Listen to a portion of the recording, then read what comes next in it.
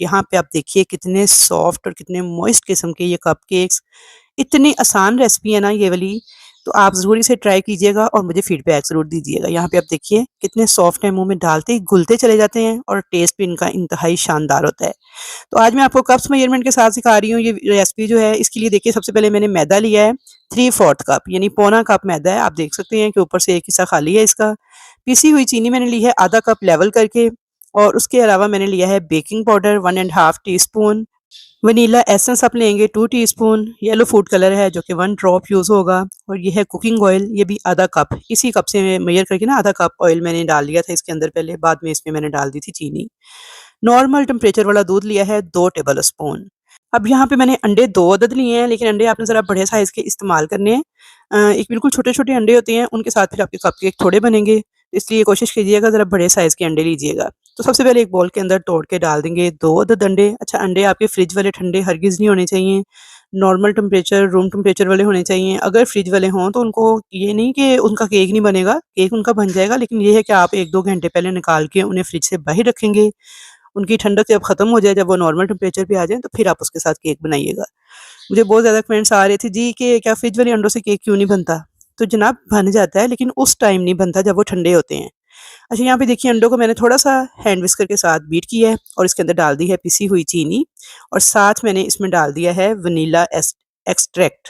अच्छा, ये vanilla extract है, इसके 7 से 8 ड्रॉप्स मैं डाल देती हूँ, यही काफ़ी होते हैं। लेकिन अगर वनीला एसेंस यूज़ कर रहे हैं तो 2 टीस्पून भर के डालिएगा, बड़ा अच्छा-सा वनीला फ्लेवर आएगा फिर। अच्छी तरह से अब आपने हैंड विस्कर के साथ इस चीनी को, अंडों को बीट करते जाना है, यहाँ तक कि ये चीनी जो है बिल्कुल मिक्स हो जाए। पिसी हुई चीनी है, जल्दी से मिक्स हो जाएगी, बस 4 से 5 मिनट लगेंगे। तो आपने हैंड विस्कर के साथ इसे अच्छे से मिक्स कर लेना है। अगर आप कम मेहनत करना चाह रहे हैं तो आप इसमें 1 से 2 मिनट बीटर चला दीजिएगा, लेकिन आपने यहाँ पे ख़्याल ये करना है कि इनको फ्लफ़ी नहीं होने देना। जैसे हम केक बनाने के लिए अंडों को फ्लफ़ी करते हैं ना, उस तरह फ्लफ़ी नहीं, बल्कि इस तरह का पतला-पतला सा बैटर होना चाहिए।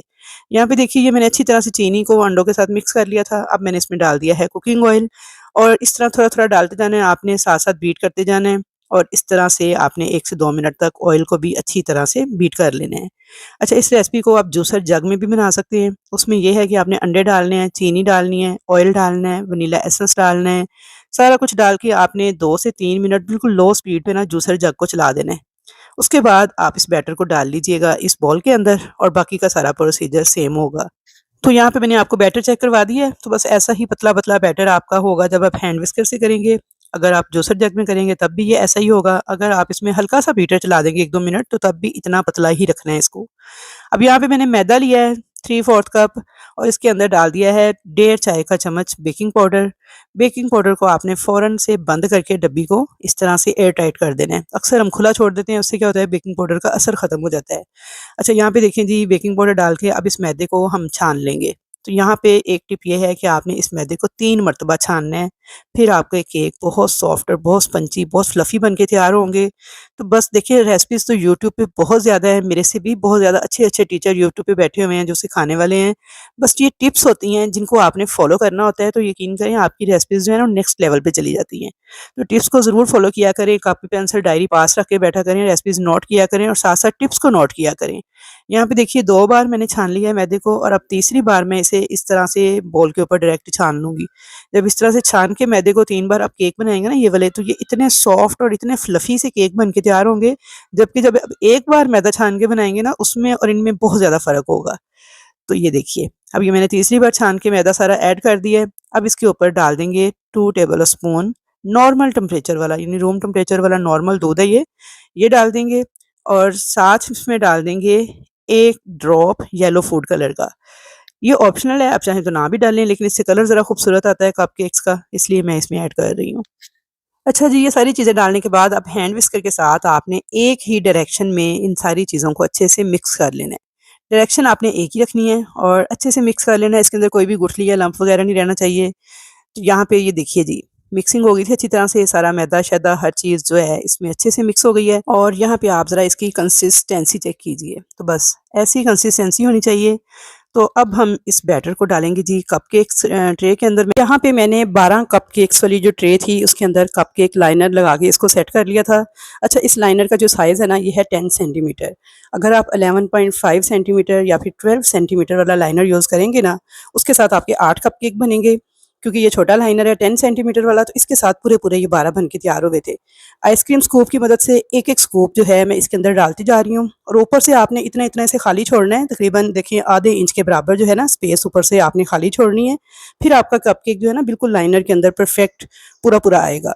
अच्छा, मैं ट्रे के अंदर कोई ऑयल वगैरह नहीं लगाती, बस डायरेक्ट इसी तरह लाइनर रखती हूँ और इसे फिल कर लेती हूँ। अच्छा, यहाँ पे मैंने आपको क्योंकि बताया हुआ है, क्योंकि अक्सर मैं आपको पतीला बेकिंग भी सिखाती हूँ, तो मैंने इस ट्रे की कटिंग करवाई हुई है पतीले में एडजस्ट करने के हिसाब से, लेकिन आज मैं इसे ओवन में बेक करूँगी। आप चाहें तो इसे पतीले में भी बेक कर सकते हैं। ओवन को मैंने 160 डिग्री पे 10 मिनट के लिए पहले प्री हीट किया था। उसके बाद मिडल वाले रैक पे रख के आपने 160 पे ही इसको बेक करना है 20 से 25 मिनट तक।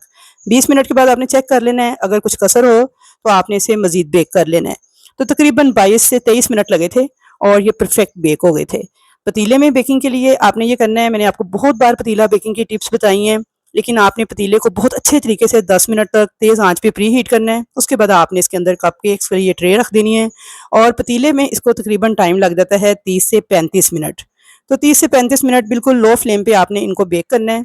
अगर 30 से 35 मिनट के बाद आपने चेक कर लेना है, अगर इसमें कुछ कसर हो टूथपिक के साथ चेक कर लीजिएगा, तो आपने इसे 5-10 मिनट मज़ीद बेक कर लेना है।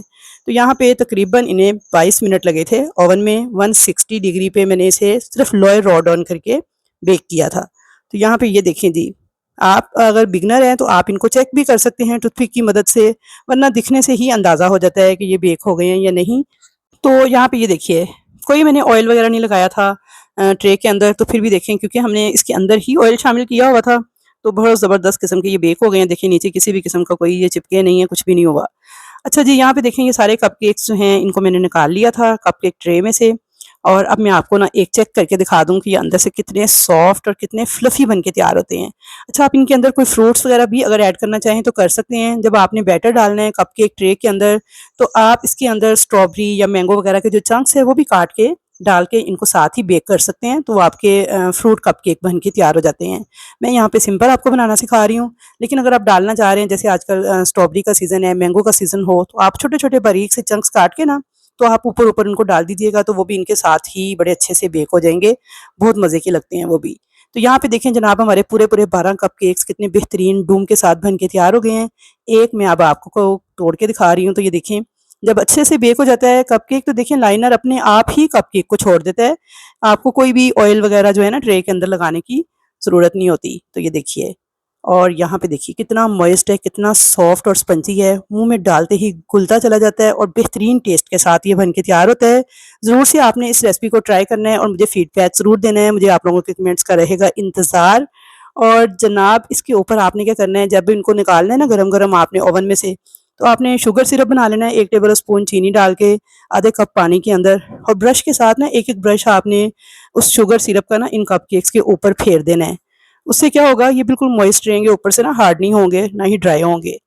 तो मैंने यहाँ पे जनाब इनके अंदर फिलिंग की थी स्ट्रॉबेरी सॉस की, वो भी इंशाल्लाह मैं जल्द ही आपको बनाना सिखा दूँगी।